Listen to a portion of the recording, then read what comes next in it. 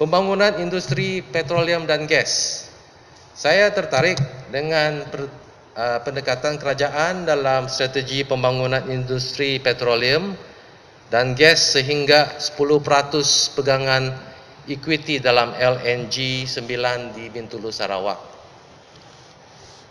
Soalan ialah berapakah volume atau jumlah kandungan gas yang disimpan dan diguna untuk rakyat Sabah.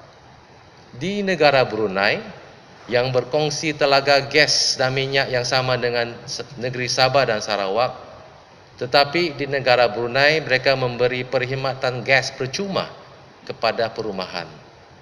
Akan tetapi di negeri Sabah, rakyat terpaksa menanggung bebanan membeli tong gas untuk kegunaan seharian. Rakyat di luar bandar terpaksa mencari kayu bahan api di hutan rimba atau terpaksa menanggung harga tong gas yang harganya lebih tinggi disebabkan oleh kos pengangkutan yang lebih tinggi. Adakah ini rakyat didahulukan? Gas adalah hasil bumi negeri Sabah, disalurkan di negeri Sarawak, tetapi berapa volume yang disimpan untuk kegunaan rakyat Sabah? Dan harga gas di Sabah harus disubsidikan dan diturunkan. Tak payah cakap percuma lah. Jikalaupun 50% pun cukup baik. Tak payah banding dengan negara Brunei.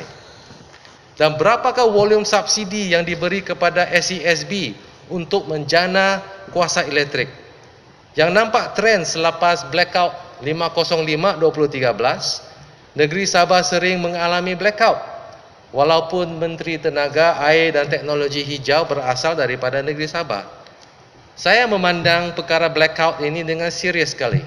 Oleh sebab ia tidak memberi keyakinan kepada pelabur dan pengguna mengenai situasi yang kritikal ini. Jikalau ada blackout di Semenanjung Malaysia, saya menggunakan sekali lagi bak kata pepatah, ayam petulung sebiji, rio sekampung.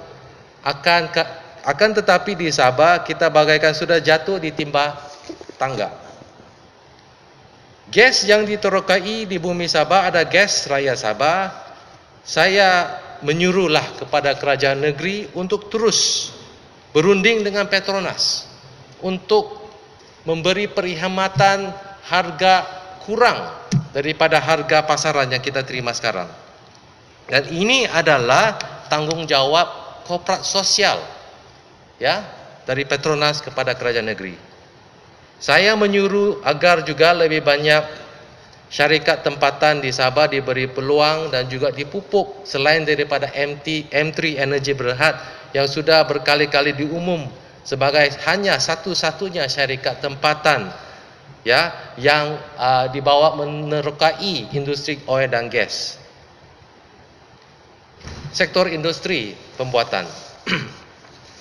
Saya bersetuju dengan Adun Tambaruli mengenai ketidakseimbangan di antara KDNK dan kesejahteraan rakyat sejagat. Walaupun keluaran KDNK, keluaran dalam negeri kasar KDNK sebanyak 8.9% telah dicapai, sektor perindustrian pembuatan di Sabah masih mempunyai ruang untuk berkembang selain daripada industri yang berasaskan kepada minyak sawit, minyak dan gas seperti di kawasan industri Palm Oil Industrial Cluster di Lahadatu, Sipitang Oil and Gas Industrial Park Sogip. Malangnya selepas 51 tahun Sabah merdeka, belum lagi ada kejayaan atau bermulanya industri memproses minyak masak di Sabah, industri memproses gula di Sabah jikalau ada pun gagal, dan industri downstream buatan dan produk getah.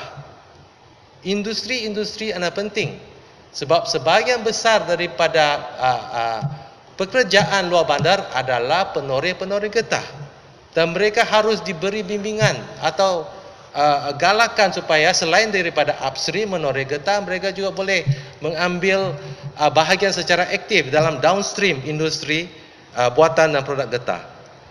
Industri ini penting sebab ia dapat menjana pekerjaan untuk rakyat dan belia-belia, dan ini dapat mengelakkan penghijraan orang muda daripada Sabah ke Semenanjung Malaysia.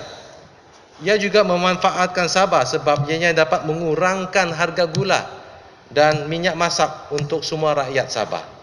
Buat masa kini, industri gula dimonopoli oleh dua syarikat utama, iaitu Malaysian Sugar Manufacturing dimiliki Felda Global Ventures dan Central Sugar dimiliki oleh Tradewinds. Oleh itu, syarikat milik rakyat Sabah harus diberi peluang. Ya, kita ada M3 Berhad untuk oil and gas. Kita harus mempunyai syarikat Sabah diberi peluang dalam menceburi dalam industri gula dan juga minyak masak.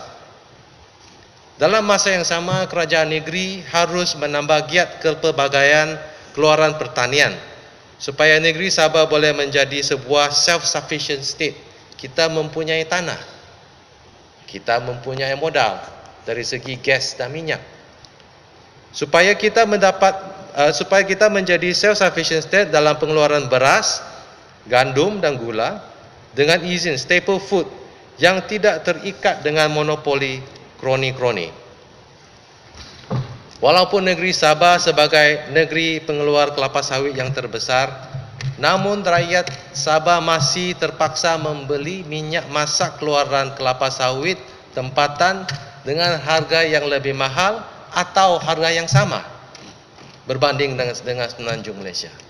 Bagi saya itu tidak adil.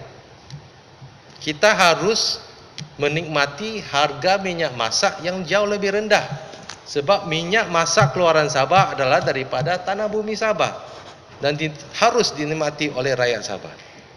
Kita sedia maklum bahawa syarikat pengeluar minyak masak yang dibarisi oleh Felda, Sime Darby dan sebagainya semestinya juga mendapat keuntungan yang banyak kerana syarikat-syarikat ini memiliki tanah yang besar di negeri Sabah berbanding dengan syarikat yang lain. Jadi mereka haruslah mengenang budi.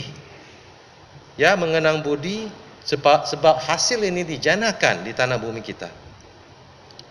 Saya mengalu-alukan biofuel B5 dan B7 yang diperkenalkan sebagai fuel minyak kenderaan, dan harus diperingati sebahagian besar daripada CPO ini B5, B7 adalah keluaran daripada bumi negeri Sabah.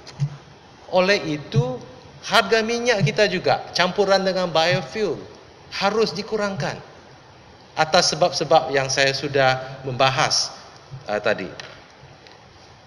Oleh itu, saya meminta Kerajaan Barisan Nasional Negeri menuntut daripada Kerajaan Persekutuan untuk menurunkan harga minyak masak, untuk menurunkan harga minyak petrol, sebab kita adalah pengeluar terbesar minyak petrol dan juga minyak sawit.